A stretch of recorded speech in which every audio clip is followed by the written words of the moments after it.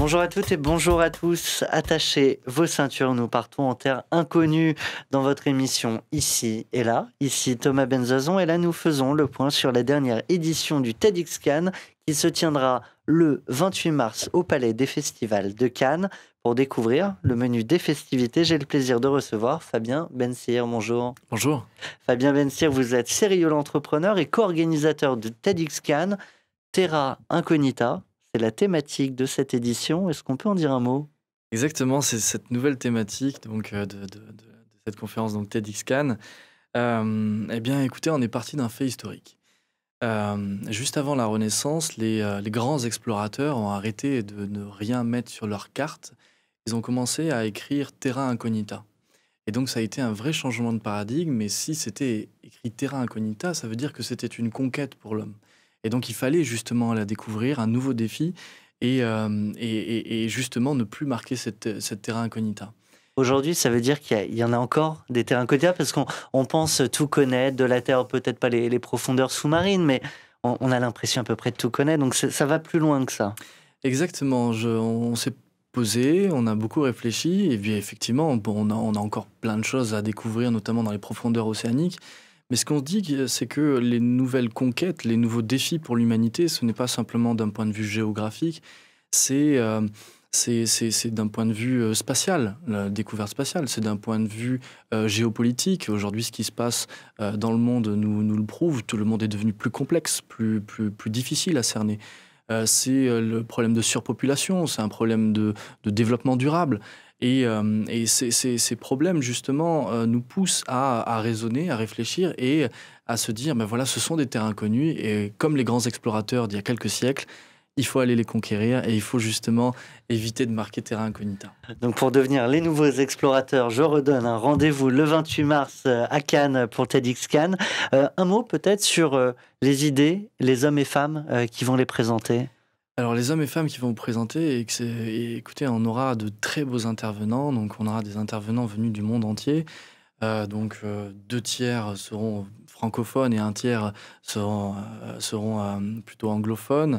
On a des intervenants qui viennent des États-Unis, du Brésil. On aura notamment un planétologue.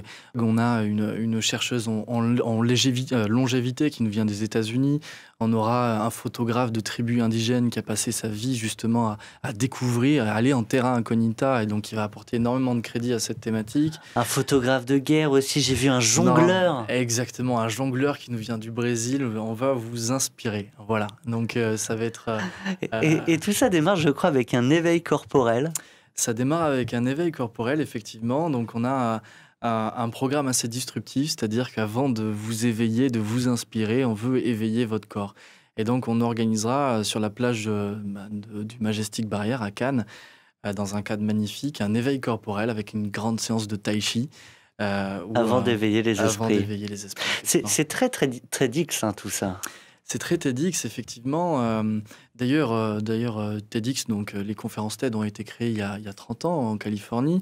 Et puis TED a eu la bonne idée justement de démocratiser ces conférences et de diffuser ces idées. Et aujourd'hui, on a plus de 10 000 conférences à travers le monde, conférences TEDx, de différents niveaux. Et on a plus de 70 TEDx en France.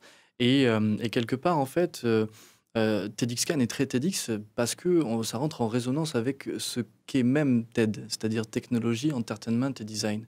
Ça se colle parfaitement à la région. Pourquoi? Parce que le T, c'est toute la technopole avec toutes ces entreprises de Sophia Antipolis et de tous ces Il y a pas environs. mal d'entrepreneurs à la French Tech, je crois, qui seront présents. Effectivement, on aura la French Tech qui sera présent et avec une vingtaine d'entreprises de la French Tech de la région qui vont nous montrer leur savoir-faire, leur innovation justement et essayer d'aller bousculer ces participants. Ce côté avec ce côté glamour et puis Entertainment, hein, eux pour exactement, entertainment. pour entertainment. Et puis qui représentera le côté glamour et le côté international avec Cannes. Et puis D, c'est un petit peu diffusé dans toute la région, avec notamment la Fondation MAG, un certain nombre de musées d'art contemporain, avec des écoles, et puis une vraie volonté dans la région de s'y... Fabien Bensir, pardonnez-moi, je vous coupe. Un mot sur Terra Incognita, est-ce que ça évoque pour l'entrepreneur multirécidiviste que vous êtes? Bah, écoutez, oui, ça m'évoque beaucoup de choses. La première chose, c'est que, tout à l'heure, on parlait de dans un monde, plus complexe à cerner et qui est très déstabilisant et écoutez, ça m'évoque beaucoup de choses. Pourquoi? Parce que, en tant qu'entrepreneur, on est sans cesse en train de défricher, de décoder un petit peu notre environnement et on a besoin justement d'aller dans de nouveaux territoires, de trouver de nouveaux débouchés, de se remettre en question, de se poser les bonnes questions et Aujourd'hui, vous essayez de découvrir quel type de territoire? écoutez, moi, c'est plus qu'un territoire, c'est une vraie tendance. Aujourd'hui, ce qui Un nouveau m'interroge, monde. un nouveau monde, oui, c'est l'asymétrie. Tout simplement, L'asymétrie. l'asymétrie, effectivement, Ça aussi, ça pourrait être un sujet de TEDx. ça pourrait être une thématique à part entière, Ouais. effectivement. Mais Terra Incognita est très forte aussi en termes de puissance et en termes d'inspiration. Et cette asymétrie généralisée, en fait, certains appelleront ça l'ubérisation de la société. Moi, je dis simplement qu'il y a de nouveaux David contre de nouveaux Goliath. Et les rapports de force sont pas forcément ceux sur lesquels on croit et on ne connaît pas forcément le vainqueur à l'arrivée. Et cette asymétrie, elle est valable aussi bien dans l'entreprise, elle est valable pour l'entrepreneur, elle est valable aussi pour la grande entreprise qui, justement, doit prendre en compte cette asymétrie. Et Très bien, Bensir.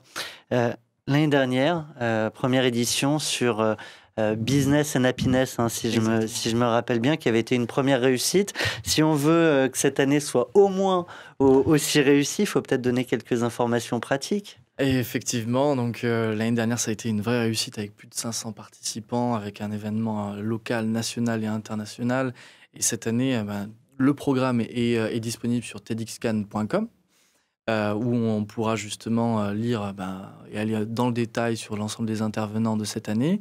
Et puis, on a ouvert aussi cette conférence au public où on peut choisir sa place ou soit simplement se laisser porter par la conférence. Mais on a voulu aussi faire de cette conférence une communauté et on organise en fait un grand cocktail où certains pourront faire du networking ou certains simplement pourront boire une coupe de champagne et discuter entre amis de ce qu'ils ont vécu avant la journée.